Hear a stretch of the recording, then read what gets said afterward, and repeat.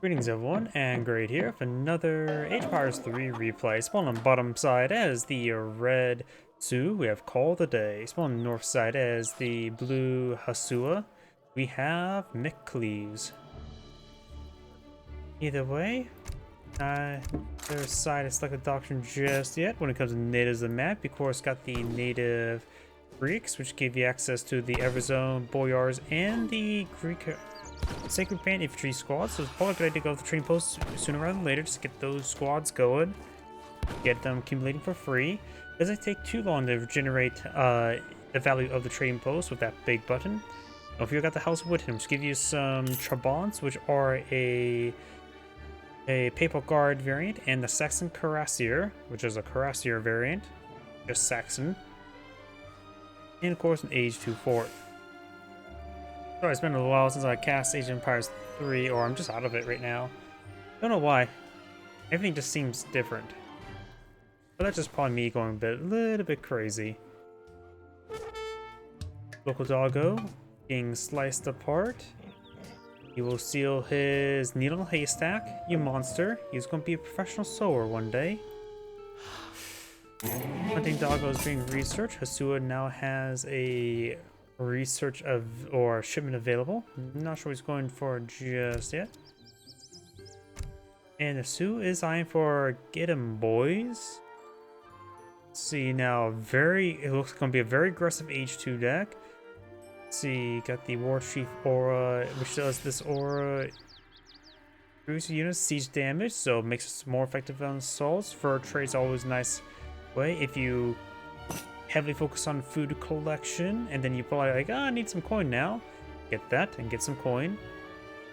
Let's see, got a good number of the Club Warriors, Axe Riders, the Dog Soldiers, Camp Movements, China Allies, Kree Allies, and the Gunslingers. And Gunslingers upgrades all your Perserados to Gunslingers, which has a more powerful charge attack.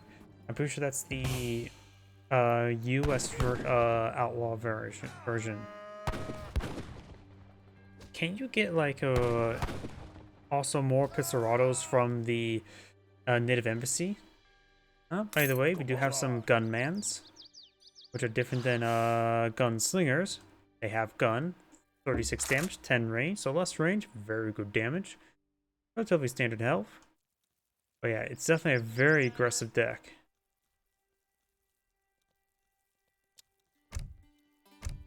And for Hausa, got the in H2 deck. I think he saw his opponent's deck and realized, yeah, I need more of an H2 deck because his opponent's going to force him not to go to H3. Does have the Gassienas, got the Yoruba allies, we got the Desert Warriors. Got one is equipped with a shield, grants different armor types. Also, it's a Passivere variant. Passivere Mercenary? Oh wait, no, is that Passivere Outlaw variant? I think that's where it's an Outlaw variant. And Raiders. We do also have, let's see, ships 5 villagers, 5 Kirots. I don't know why, I think some of these icons have been changing. Every time I look back, there's a new icon that's Hausa being researched or aged up to. Hausa going with the Hausa, while the Sioux is eyeing for the Elder. Respect your elders, buddy.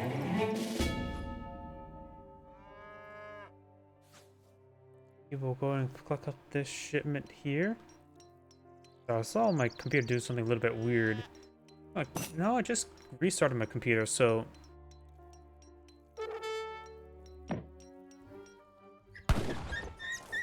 Like, do I need to restart my computer? But I just restarted it, so... Not sure. These gunmen are very, very useful dealing with all these treasures. Looks like Blue will age up first, seeing how aggressive red deck is. That's very good for Blue. He can get a defense mounted. Or eye for an offensive, a preemptive strike. The Hausa builder is, of course, now deployed in field. He also get a Hausa Kingdom, which is another builder. And of course, the University builder as well. I think that was also precisely aged up, so he gets, yeah, he gets 2 things. So that's a very precise age up there. Very good timing. Now I do have a number of the Javelin Riders from Thorn Field, which are going to be anti-heavy cavalry. They're light cavalry. Give me one more as I open up my drink. Hut has been built.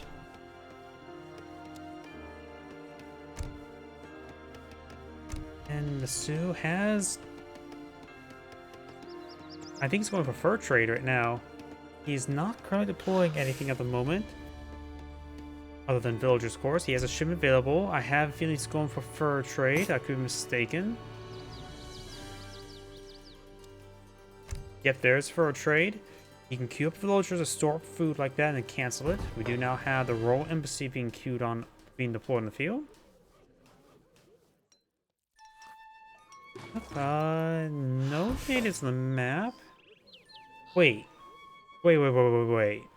I said there's a big button. It's ridiculously expensive, like 600 or 800 gold, and I think it allows you access to captured mortars.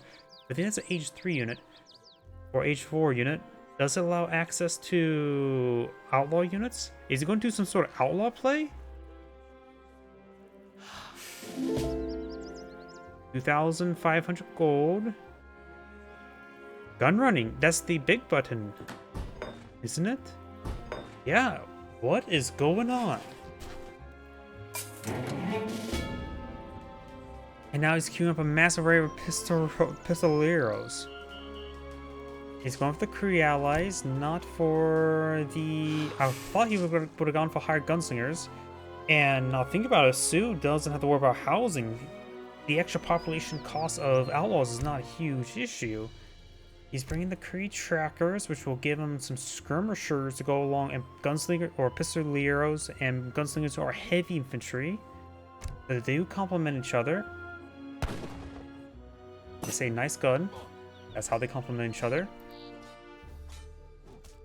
Oh, the confuse ability, very nice. That is only useful on treasure guardians, and these are technically treasure guardians. So we got the pistoleros, which have, in comparison to musketeers, they have the same health. Their damage is less, but has twice attack speed. The base attack of a musketeer is what, 23 or 24, so this is roughly 30, which is very good. And does, of course, have pretty much standard bayonet, though I think the multiplier is a little bit less, isn't it? He needs to perhaps push on forward. He's going with this. Many of them are a bit cheaper, right? They're 100 wood. He's put all of his villagers on the coin. And now we got a number of javelin riders pushing way forward. There's an outlaw army pushing way forward. Villagers he needs to push forward. I think he's getting a little bit too distracted here. He's now bringing the axe riders. I think it'd be... The gunslingers would give them massive power capability to the charge attack.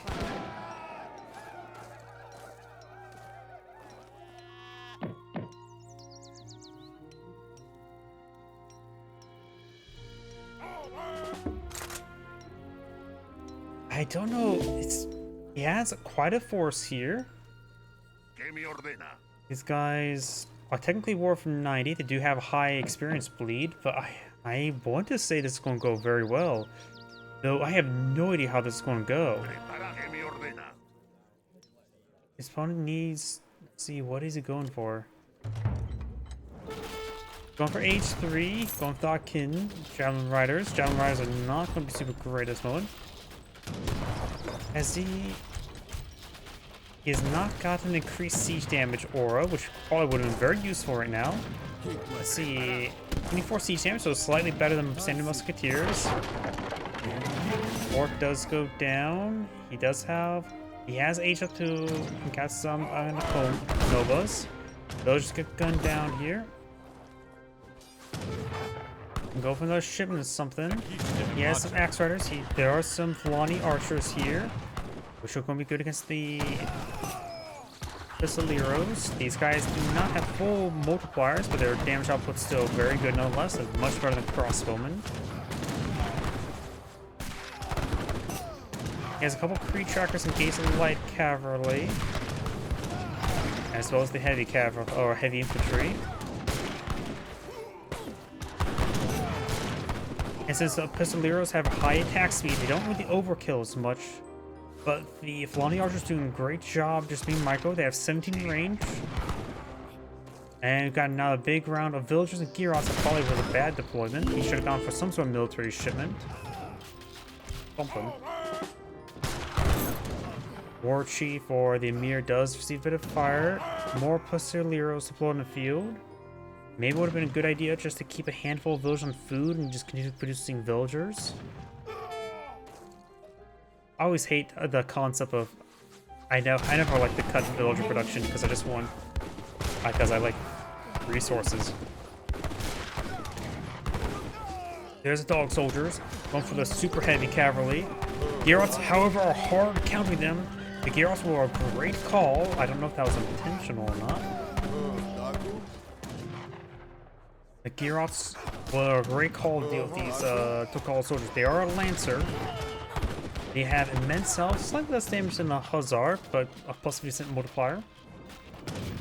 So very safe, similar to April Lancer, aren't they?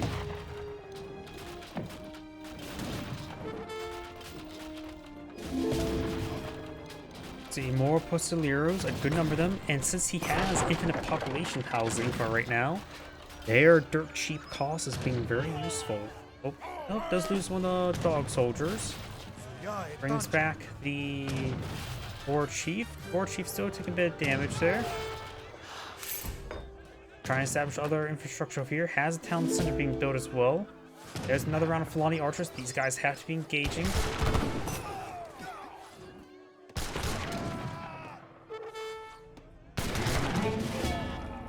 Another round of Pistoleros.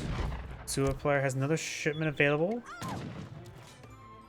He's going for Liffin Knights. I don't know what would be best. What's this card here? Ship a number of Raiders and Liffin Knights makes the upgrades cheaper and research faster. Okay. Isn't granted.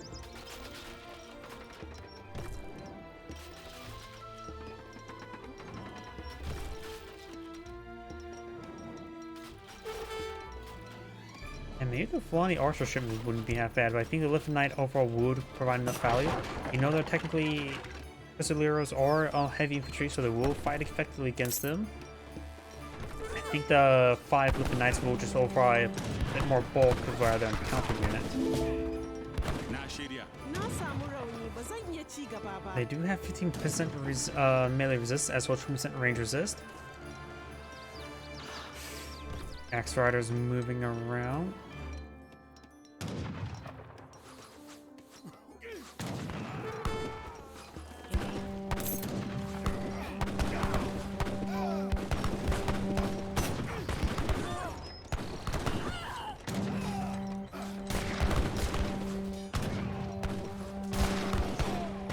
We got a number of Pistoleros being put in for. A small number of walls is being very useful. Blue's getting hit once more. And now we got a shipment of the Cheyenne Riders. Cheyenne Riders are a coin shipment, which I believe are a counter cavalry unit, if I remember correctly.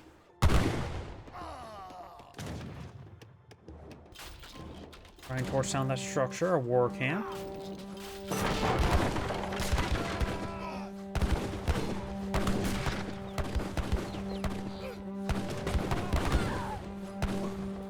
These villagers getting hit as well.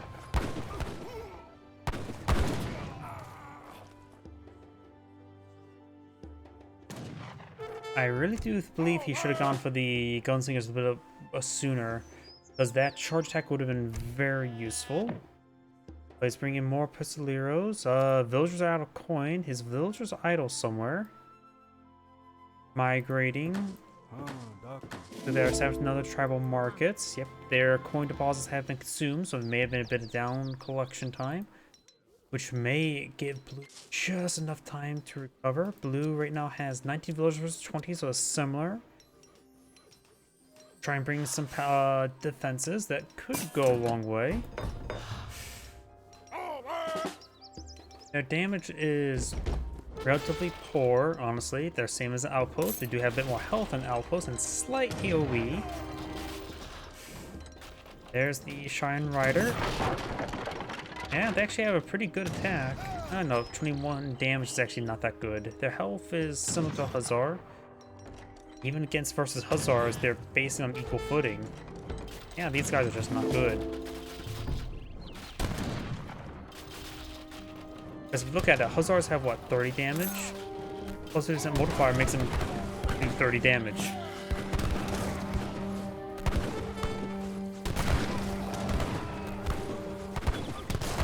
They are class-sized heavy cats, also Javelin Riders will get bonus damage on them. Cinder is firing away. Elephant Knights are receiving some damage.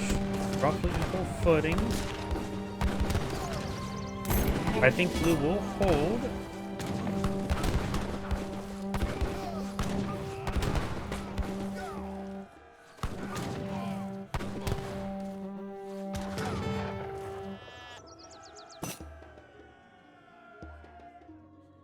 And looks like he's not familiar with the Sioux, but either way, that was a pretty interesting game. I think he would have been stood better, because I really do think that charge attack would effectively give him like a initial burst, do massive damage. I think that would have made a bigger difference. By the way, this Angroid saying, thank you for watching. On to the next replay.